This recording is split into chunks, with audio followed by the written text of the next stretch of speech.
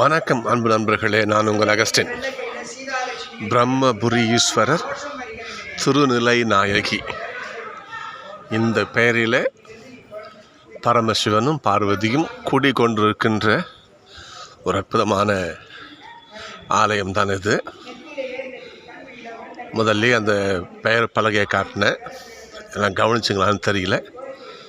ஸ்ரீ சட்டநாதர் திருக்கோவில் சீர்காழி. கிட்டத்தட்ட 1000 ஆண்டுகளுக்கு மேலாக சோழ அரசர்கள் கட்டிய பழமை வாய்ந்த ஆலயம் இந்த ஆலயம்.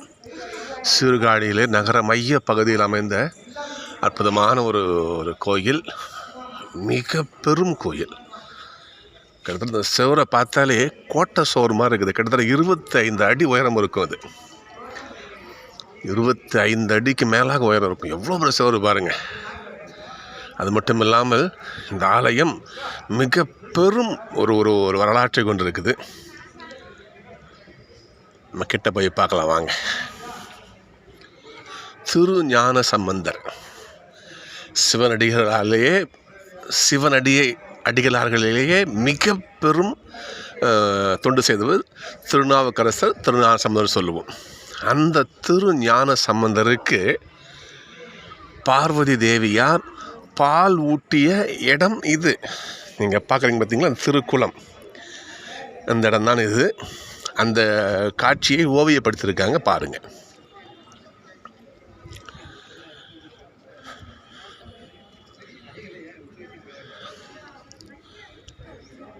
பார்த்தீங்களா, இந்த குளக்கரையில் திருஞான சம்பந்தருக்கு பார்வதி தேவியார் பாலூட்டிய அந்த இடம் இது.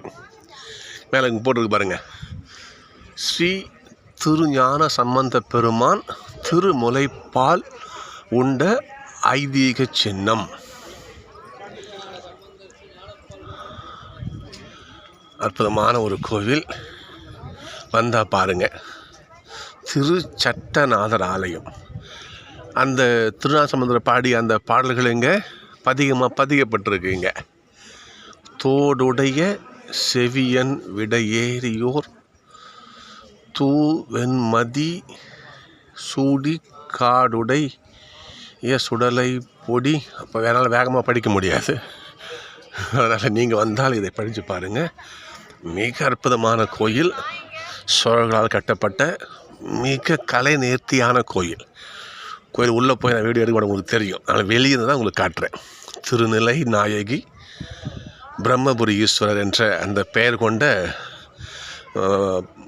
சிவன் பார்வதி அவர்கள் காட்சி கொடுக்கின்ற இந்த இடம் வந்து சட்டநாதர் திருக்கோவில் சீர்காழி.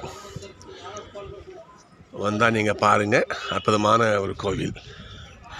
இந்த கோவிலை யார் கட்டியது தெரியல. எப்பவுமே இன்னொரு செய்தி நான் அடிக்கடி சொல்லுவேன், இந்த மாதிரி பழங்கால ஆலயத்தை பார்க்கும்போது ரொம்ப பிடிக்கும். அதனுடைய வரலாற்றை எழுதி வைக்கலாம், தல வரலாறுன்னு சொல்லி எழுதி வைக்கலாம். ஆனால் செய்ய மாட்டேது இந்த அரசாங்கம். சிறு வருத்தம் கூட. இங்கே பாருங்கள், பழங்கால கல்வெட்டுக்கள் அப்படியே இருக்குது பாருங்கள்.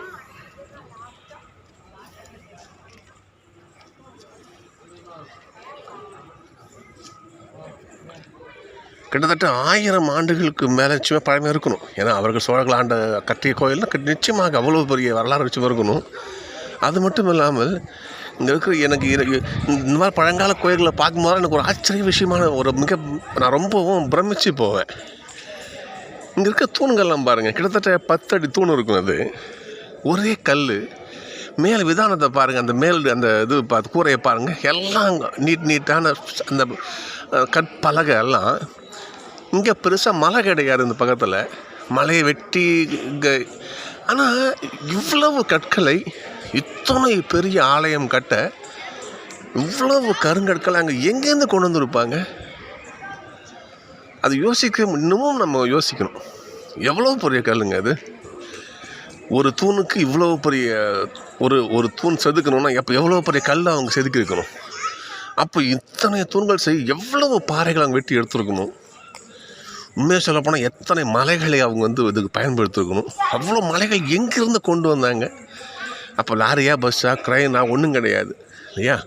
மனித உழைப்பு, அதற்கு மேலே யானைகளுடைய துணை அப்படின்னு சொல்லலாம்.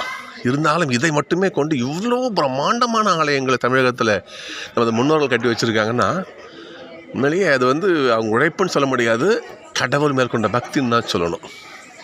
என்னுடைய தெய்வத்துக்கு நான் ஒரு ஆலயம் கட்டுறேன், அதனால் நான் என்னால் முடிஞ்சதை செய்வேன்னு சொல்லி என்ன பண்ணுறாங்க, தன்னுடைய இயலாமல் போனாலும் கஷ்டப்பட்டு அதை செஞ்சு முடித்து வச்சுருக்காங்க பாருங்கள்.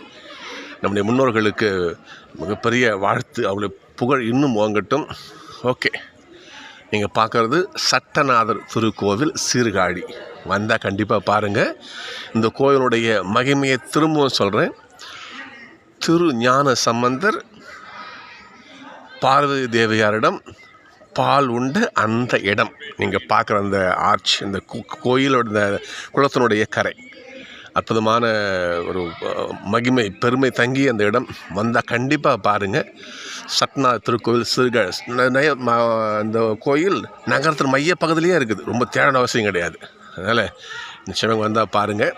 சட்டநாதர் திருக்கோவில் சீர்காழி. ஓகே நண்பர்களே, மீண்டும் ஒரு வீடியோவில் பார்க்கலாம். நன்றி. நான் உங்கள் அகஸ்டின். மீண்டும் ஒரு வீடியோவில் பார்க்கலாம். தேங்க்யூ.